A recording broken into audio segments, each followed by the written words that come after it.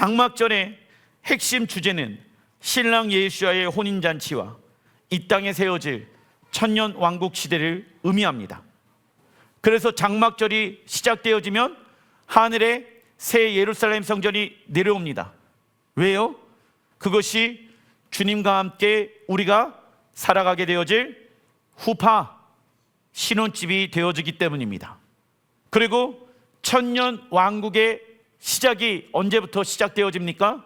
가을 절기, 특별히 예루살렘 성전에 하나님의 성전이 임하게 되어지고 난 이후부터 새로운 천년 왕국 시대가 시작되어질 것입니다. 그래서 우리는 정확한 하나님 나라가 어떻게 이루어질 것인가에 대한 그림을 가지고 있어야 된다.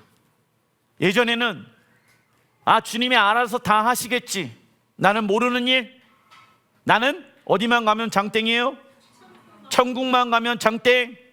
그러다 보니까는 어쩔 수 없이 교회는 다녀요. 그런데 하나님 나라에는 관심이 없어.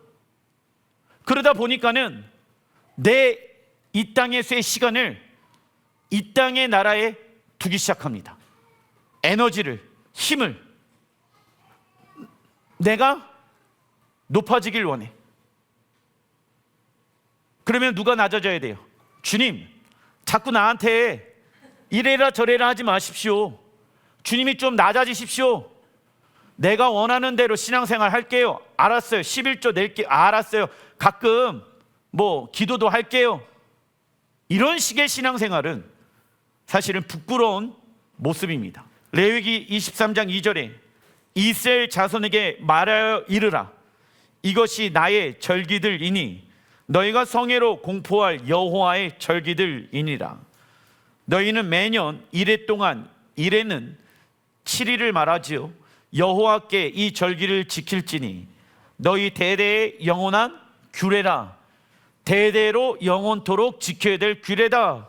천년 왕국 때에도 여러분들 봄의 절기와 가을 절기를 지킨다, 안 지킨다? 지킨다. 어디에 그렇게 기록되어져 있습니까? 스가랴 12장부터 14장에 장막절 절기를 지키러 올라오지 아니하는 사람들은 천년 왕국 시대에 하나님께서 무엇을 내리지 아니하신다? 비를 내리시지 않으므로 그 땅에 열매를 맺을 수가 없게 되어진다. 그래서 영원한 규례로 하나님은 이 땅을 다스리기 시작할 것입니다. 장막절은 하나님께서 계획해 놓으신 우리의 구원을 완성시키는 절기이다. 그래서 우리는 이 날까지 힘써 우리의 구원을 이루어내는 자가 되어야 합니다. 하나님의 백성들에게 최고의 축복의 은혜를 주시는 날이기도 합니다. 그래서 장막절은 한 해의 절기의 끝으로 영적 여행의 결론이 되는 무슨 절기냐? 기쁨의 절기이다. 구원이 완성되어지잖아요. 그러면 기뻐요, 안 기뻐요? 기쁘겠죠. 신랑 예수야를 맞이하게 되어지잖아요. 우리에게 있어서 최고의 기쁨은 주님을 만나는 것입니다. 할렐루야. 그 주님과 영원토록 사는 그날, 결혼식이 일어나는 그날이 가장 기쁜 날이 되어야 될지라 믿습니다. 너에게 있어서 가장 기쁜 날은 언제니? 너 태어난 날이니? 아니죠. 장막절에 주님 만나는 그날이 우리에게 가장 큰 기쁨의 날입니다. 예외로 이 땅에서 가장 거룩한 날은 언제이다? 대속죄일이다. 그죠? 그래서 지구를 대청소하는 날. 우리의 육체는 임시 거처일 뿐 영원한 처소 새 예루살렘 성전이 내려오는 날이 장막절이 될 것입니다. 왜 영원한 처소가 이 땅에 내려와야 합니까? 신랑 되신 예수와 신부인 성도들이 함께 동거하기 위함입니다. 이는 부부가 신혼생활을 할 수 있는 신혼집 같은 의미입니다. 히브리 언어로 후파이치요. 그래서 누가복음에 이러한 말씀이 기록되어져 있습니다. 누가복음 2장 10절, 천사가 이르되 무서워하지 말라. 보라, 내가 온 백성에게 미칠 큰 기쁨의 좋은 소식을 너희에게 전하노라. 여러분들, 우리가 집중해야 될 단어가 무엇이냐면 이 누가복음 2장의 말씀은 예수께서 이 땅 가운데 초림하셨을 때 천사들이 내려와서 한 말입니다. 그런데 그 예수가 탄생하시는 그날이 무슨 날이냐? 온 백성에게 큰 기쁨의 좋은 소식이 되어지는 날이 될 것이다. 그러면 여러분들, 365일 중에 가장 기쁨의 날이 언제입니까? 장막절이. 그래서 제가 여러분들에게 말씀드리고 싶은 것은 무엇이냐면, 천사는 여호와의 절기를 안다 모른다? 알아요. 천사가 내려오니까 그 영광의 사람들이 두려워하고 있습니다. 두려워하지 말아라. 이 날은 가장 기쁜 날이다. 그럼 그 말을 들은 예수님의 어머니, 아버지는 그 날이 어떤 날인지 알았다 몰랐다? 알죠. 왜? 유대인이었으니까.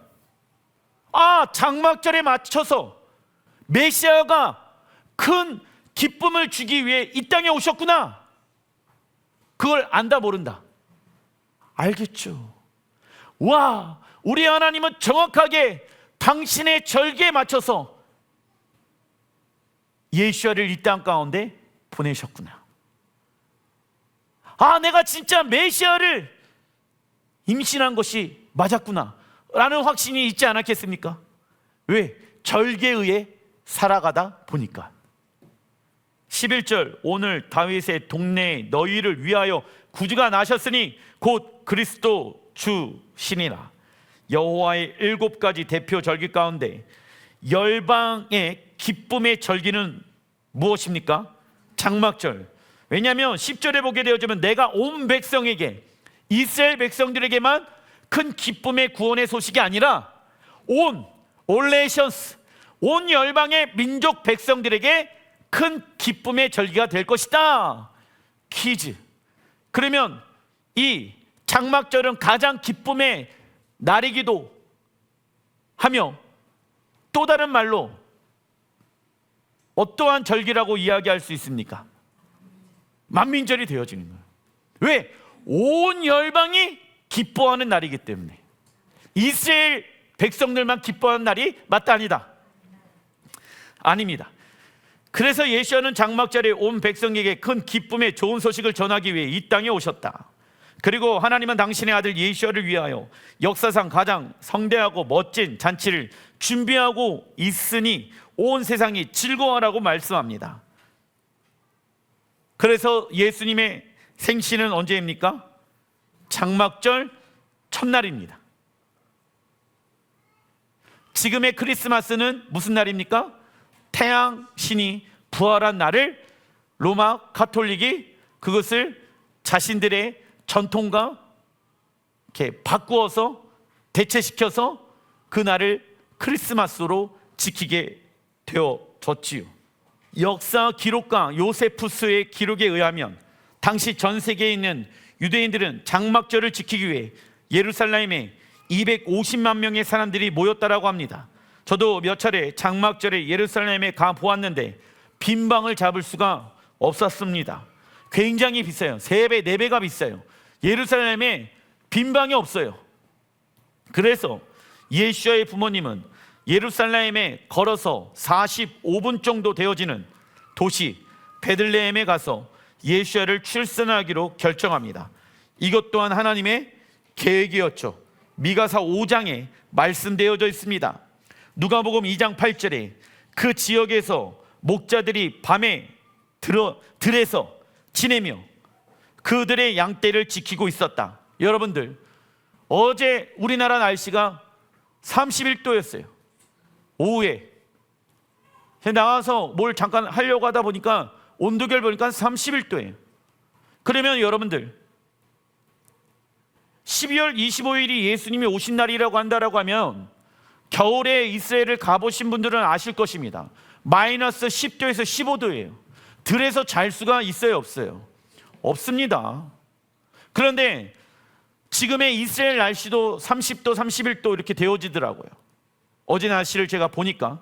그러면 충분히 들에서 시원한 바람에 의해 잘 수가 있는 날씨가 되는 것 아니겠습니까? 그 들에서 양떼를 지키고 있는 목자들에게 천사가 말합니다. 두려워하지 말라. 나는 온 백성에게 큰 기쁨이 될 소식을 너희에게 전하여 준다. 예수님께서 태어나셨을 때 목자들은 밤에 들에서 지내며 양떼를 지키고 있었다. 밤에 들에서 양들을 지키고 있었다는 것은 아직 춥지 않은 날을 의미합니다. 지금도 우리가 에어컨 잠깐 틀어놨잖아요. 더우니까. 그런데 12월 25일 크리스마스는 한겨울이며 먹을 수 있는 풀도 들에 없었기 때문에 모든 양들은 어디에서 키웁니까? 양우리에서 키웁니다. 그래서 이스라엘 목자들은 장막절이 지나면 양들을 우리에 가둡니다. 그래서 예수님께서 이 땅에 태어나신 날짜가 장막절 첫째 날 적어놔 주십시오. 예수님 생신이시지요. 그리고 예수님은 태어난 지 8일 만에 무엇을 받으십니까? 할례 받으십니다. 내일 예수님께서 할례를 받으셨다. 성경에서 숫자 7은 완전한 숫자를 뜻하며 숫자 8은 새로운 시작을 뜻한다. 숫자 8은 새하늘과 새 땅, 새 예루살렘의 시대를 의미하기도 하지요. 새천년의 시작 의미합니다. 성경에서 숫자 8이 전하는 메시지를 살펴보겠습니다. 첫째, 읽어보겠습니다. 하나님께서 노아의 홍수에서 살아남은 자 8명과 함께 세상을 새롭게 시작하였습니다. 하나님은 이들과 함께 새하늘과 새 땅을 창조하신 것이죠. 둘째, 갓 태어난 남자아이는 태어난 지 8일째 할례를 받았습니다. 이것은 아이가 언약 백성으로 새롭게 태어나는 것을 의미합니다. 사도 바울은 할례의 유익에 대해서 다음과 같이 말씀합니다. 로마서 3장 1절, 그런즉 유대인의 나음이 무엇이며 할례의 유익이 무엇이냐? 야, 유대인이 이방, 열방, 교회보다 나은 게 뭔지 알아? 훌륭한 게 뭔지 알아? 그러면서 할례의 유익이 무엇이냐? 여러분들, 우리는 할례를 통해서 구원받지 않습니다. 예수와의 피를 통해서 구원받습니다.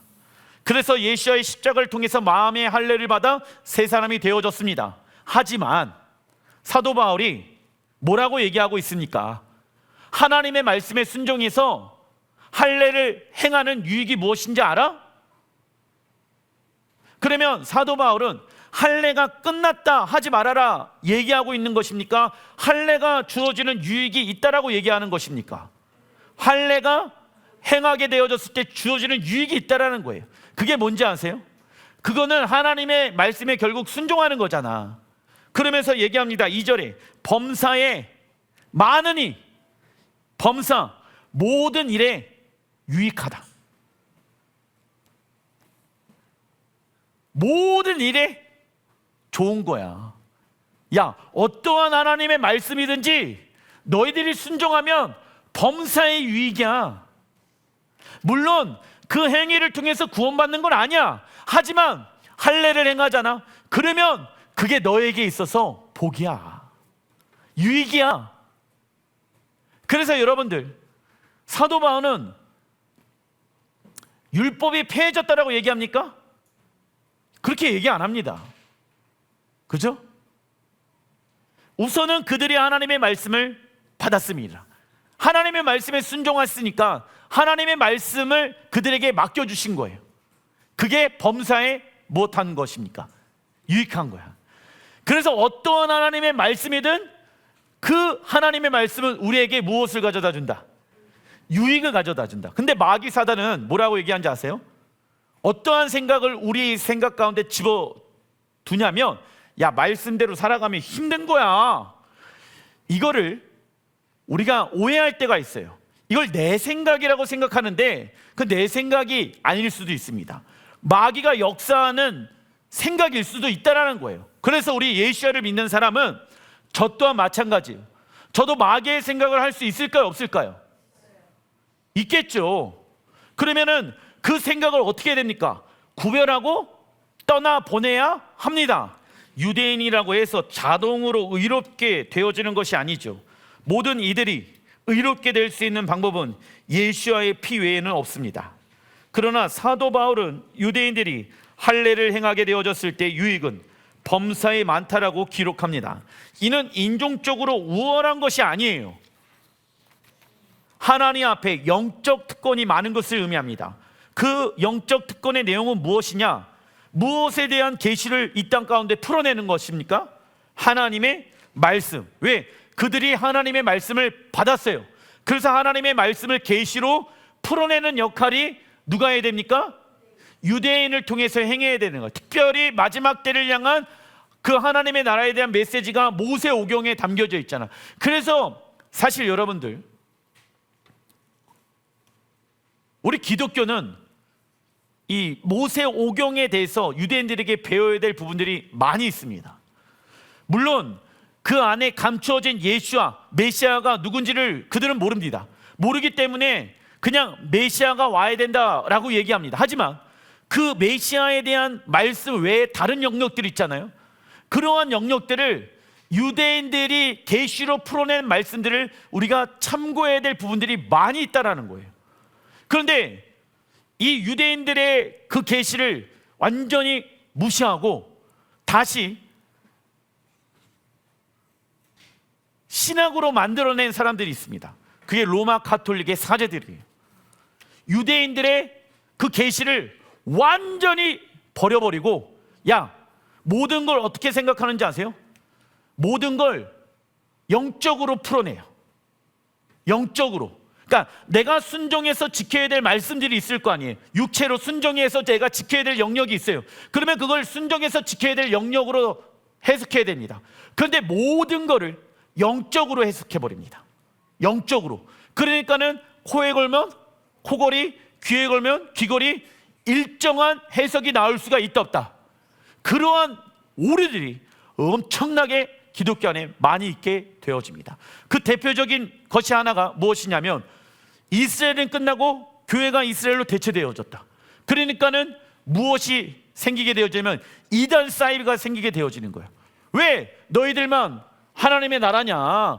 왜 너희들 교회만 하나님의 나라라고 얘기하냐? 우리도 장막절 지키고 우리도 우리 성전이 증거장막 성전이 되어줄 수 있다라고 지들은 믿고 있는 거잖아요. 근데 왜 이러한 일들이 일어납니까?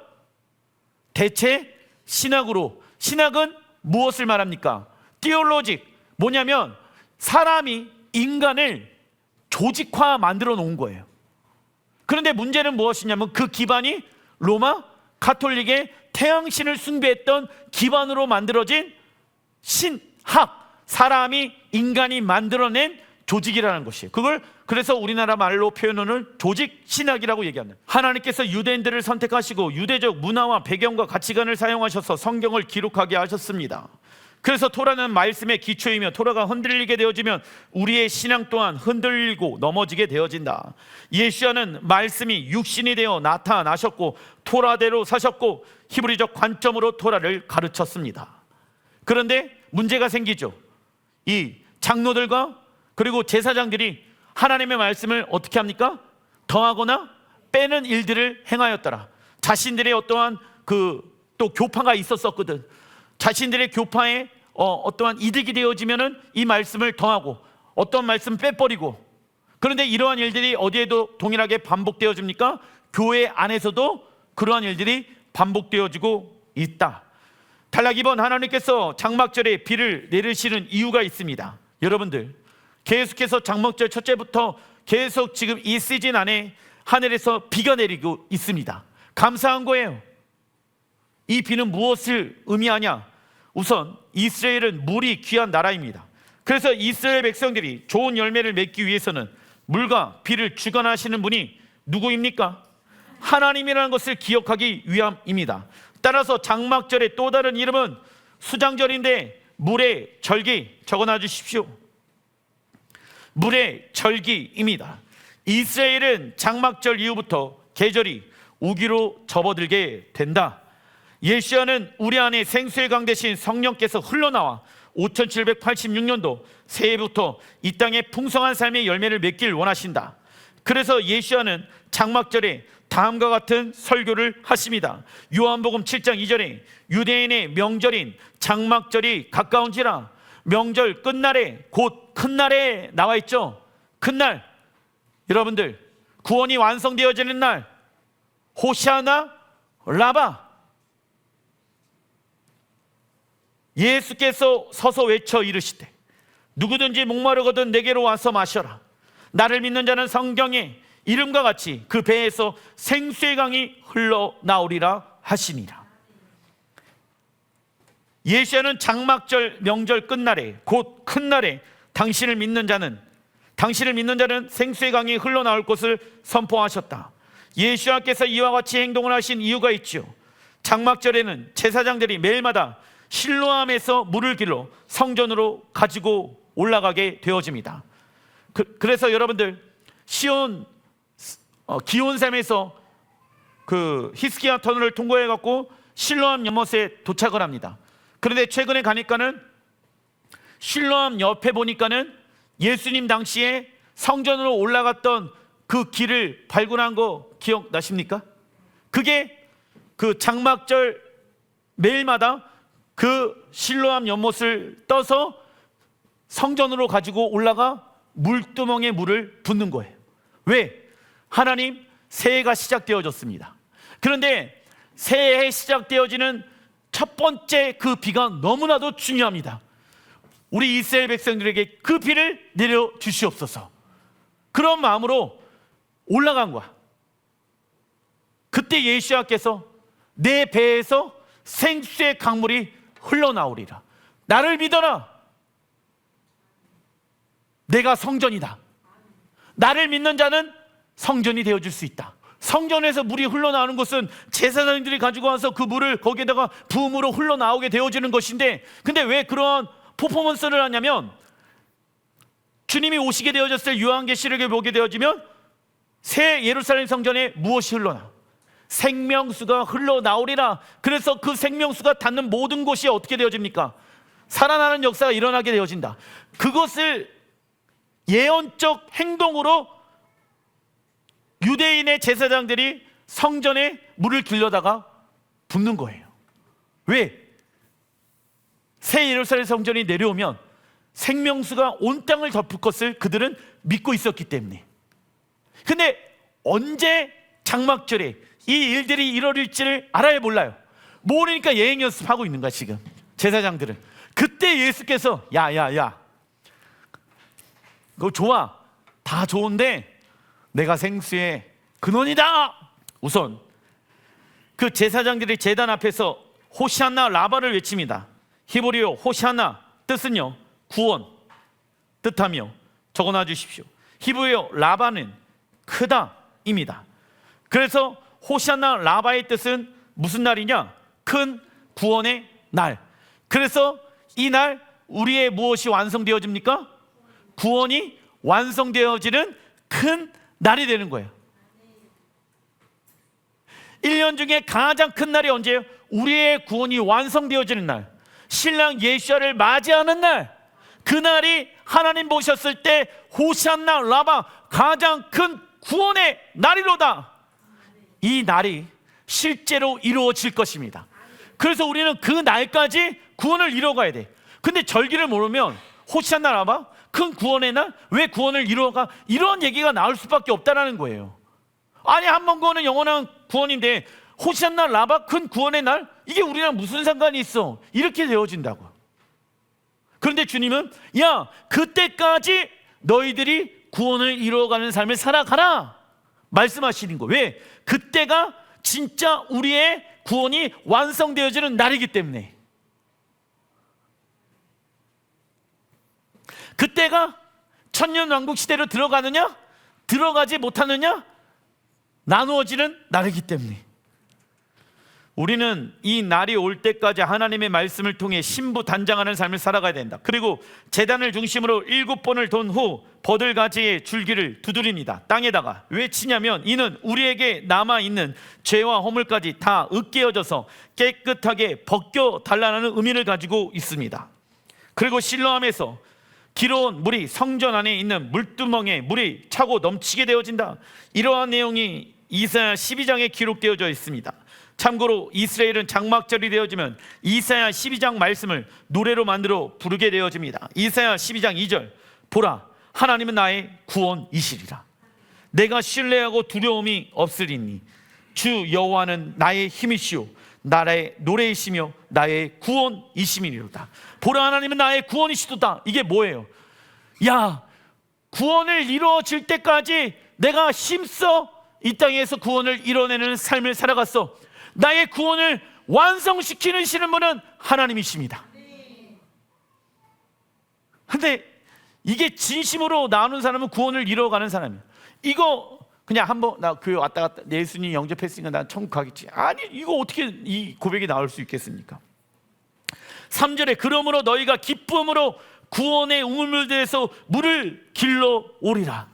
4절 그날에 그의 이름을 부르며 그의 행하심으로 만국 중에 선포하며 나와 있죠. 이 날이 그래서 무슨 날이에요?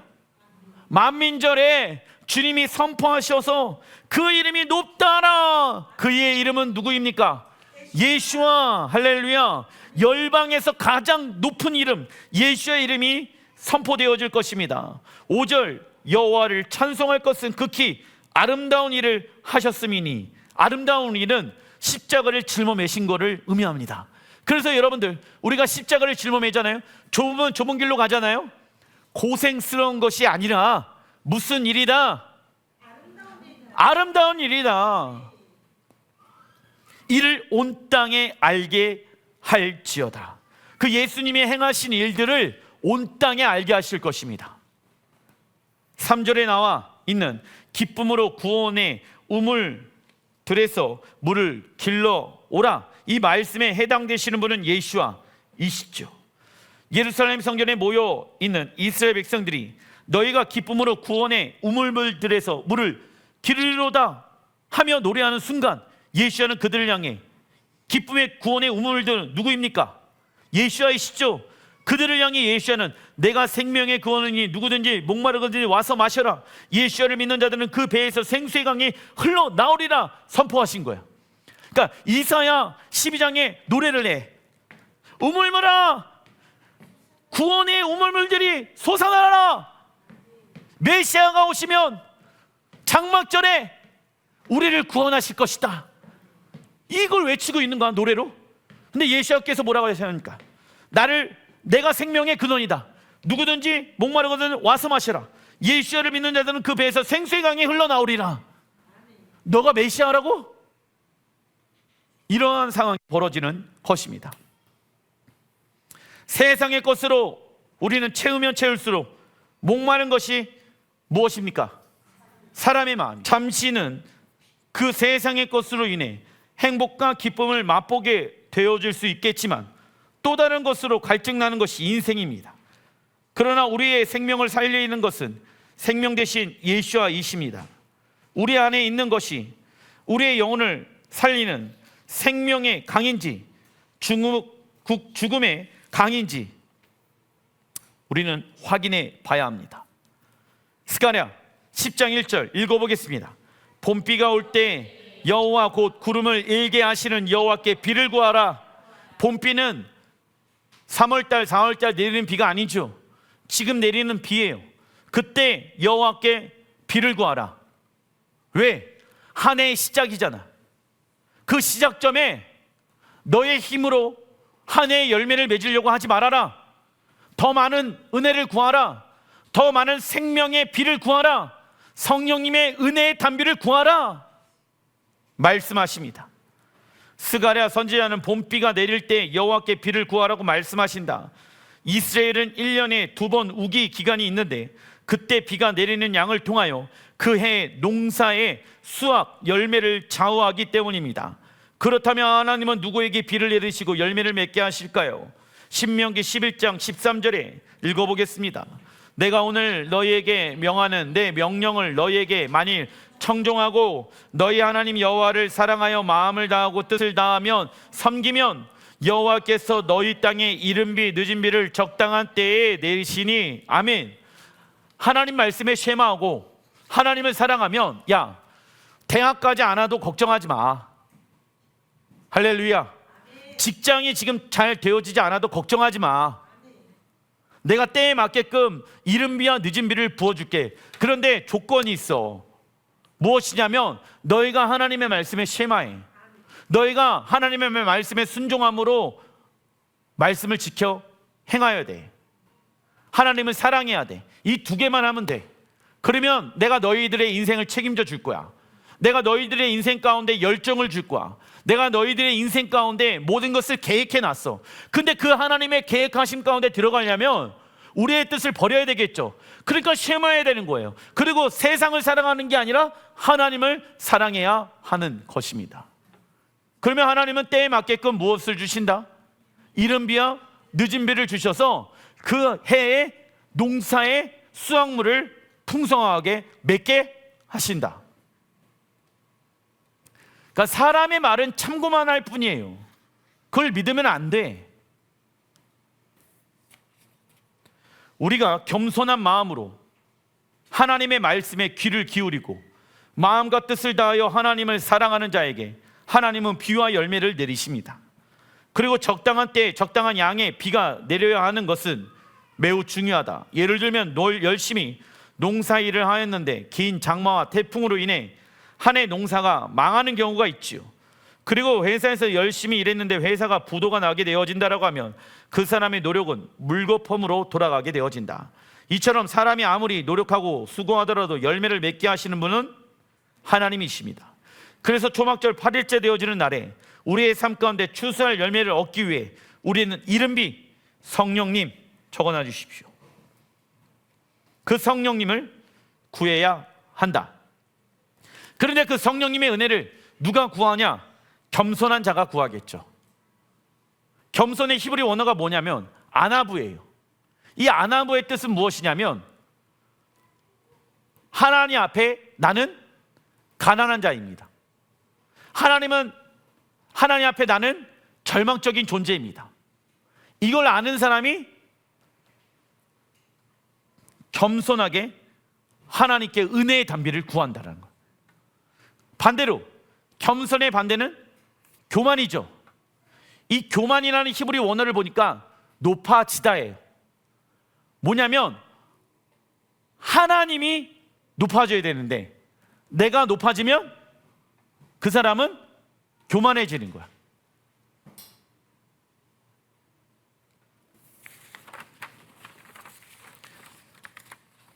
비가 적당한 때와 양이 오는 곳에는 여유와 넉넉함과 풍성함이 있다.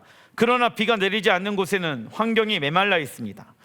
이처럼 우리가 성령님의 기름 부으심 가운데 있지 않는다라고 하면은 우리의 영혼은, 우리의 가정은, 우리의 직장은 쌀벌해지는 거예요. 은혜가 없으면 민감해져요. 무엇에?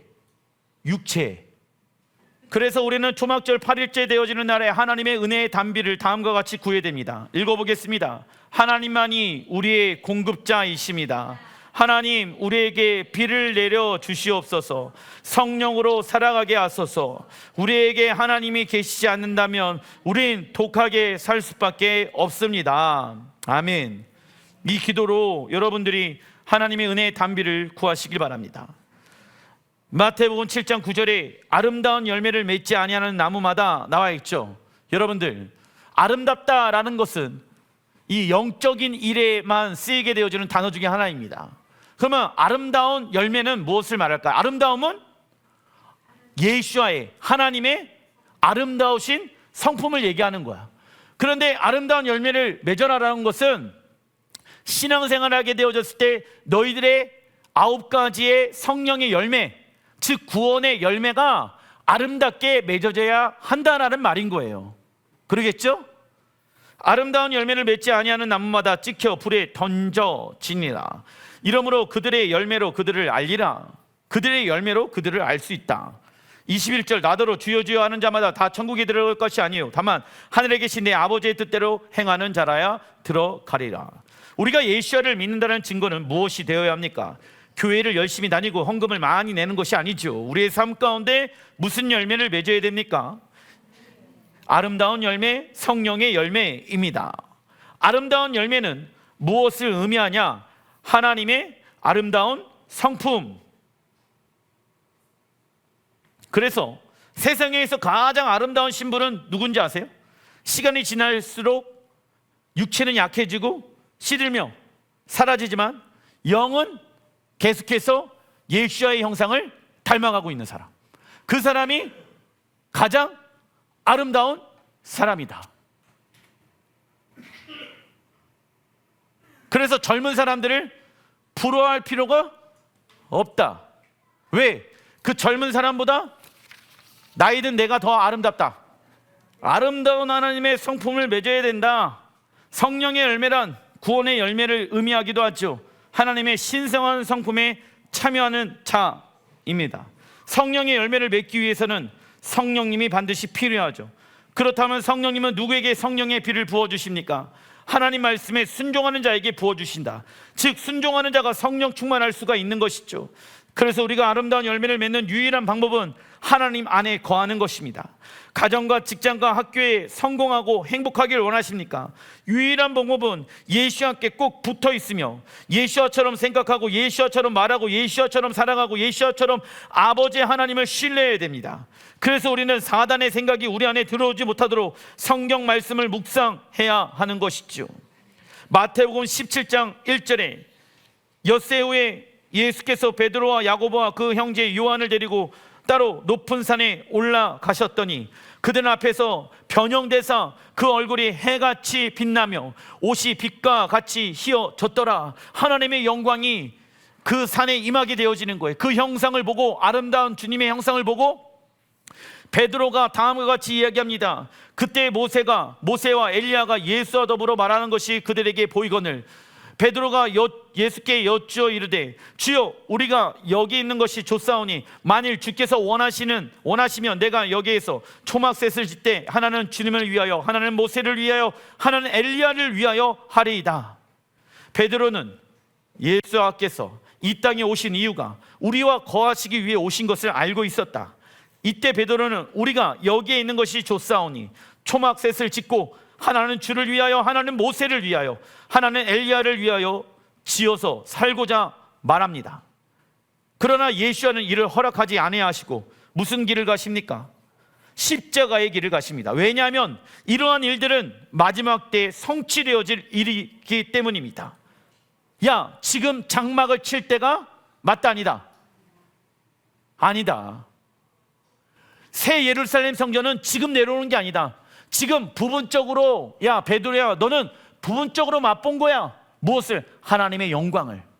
그러나 실제로 이 땅 가운데 하늘의 영광을 이 땅 가운데 풀어내게 되어질 때가 온다 안 온다? 온다. 여기에 머물러 있지 마. 여기가 좋사오니 여기에서 초막셋을 짓고 여기에 있자고 말하면 안 돼. 열방 가운데 복음을 전해야 돼. 나는 십자가를 짊어매야 돼. 머물러 있으려고 하지 마. 신앙생활은 머물러 있는 게 아니야. 자라남이 있어야 돼. 성장이 있어야 돼. 지금 신앙생활하는 거에 만족하지 마. 주님이 오실 그날까지 아름다워져야 돼. 신명기 1장 6절에 비슷한 말씀이 있죠. 우리 하나님 여호와께서 호렙산은 무엇을 말합니까? 검의 산인데 신의 산을 의미합니다. 우리에게 말씀하여 이르시기를 이 산에 거주한 지 오래이니. 하나님은 이스라엘 백성들이 호렙산에서 거주한 지 오래되어졌다라고 말씀합니다. 이는 긍정적인 표현보다는 이스라엘 백성들이 호렙산에 머무는 날이 길었다는 것을 책망하는 말씀이죠. 호렙산에서 하나님의 영광을 경험하고 하나님을 만나는 것은 너무 중요했습니다. 그러나 하나님은 그 자리에만 머물러 있으려고 하지 말라고 말씀하신다. 이처럼 과거의 영적인 체험만을 붙들고 그것만을 위해 살아가는 신앙생활은 위험한 것입니다. 사람들은 익숙한 곳에 머물려고 하는 습성들이 있지요. 변화되어지는 것, 새로운 것을 싫어하고 안정되어지고 안주하려는 것을 좋아합니다. 그러나 하나님은 삶의 방향을 돌려 무엇으로 돌파하라? 말씀으로 돌파하라 말씀하십니다. 그래서 우리는 먼저 하나님의 나라와 의를 구하며 우리의 인생 가운데 하나님의 지혜를 찾으며 우리의 영적인 성장을 방해하는 장애물들을 극복하기 위해 하늘의 문을 두드리는 삶을 살아갈 것입니다. 그리고 우리의 모든 문제에 대한 영적 돌파는 무엇에서부터 시작되어질까요? 하나님과의 관계에서부터 시작되어지는 것입니다. 말씀을 마무리 짓겠습니다. 우리는 지금 육체의 열매를 많이 맺고 있는가? 아니면 성령의 아름다운 열매를 많이 맺고 있는가? 내가 누구인지를 알길 원한다라고 하면은 내가 어떠한 열매를 맺고 있는지를 보면은 알 수가 있는 것입니다. 무엇 때문에 나는 행복하고 성공한가? 그 기준은 무엇인가? 돈이 많으면 좋은 곳에서 살고 먹고 마시면은 성공하고 행복했다고 누가 말하는가? 그건 사람이 말하고 있는 것이죠. 그렇죠? 그러나 사람이 만들어 놓은 모든 것은 다 무너질 것입니다. 우리가 하나님 나라를 위해 살아가는 것이 하나님 보시기에 성공한 자이다. 그러한 삶을 살아가는 자들이 행복한 자이다 라고 말씀하고 계십니다. 한 해 동안 여러분들이 그러한 행복한 자로, 성공한 자로 사시길 주의 이름으로 축원드립니다. 기도하겠습니다.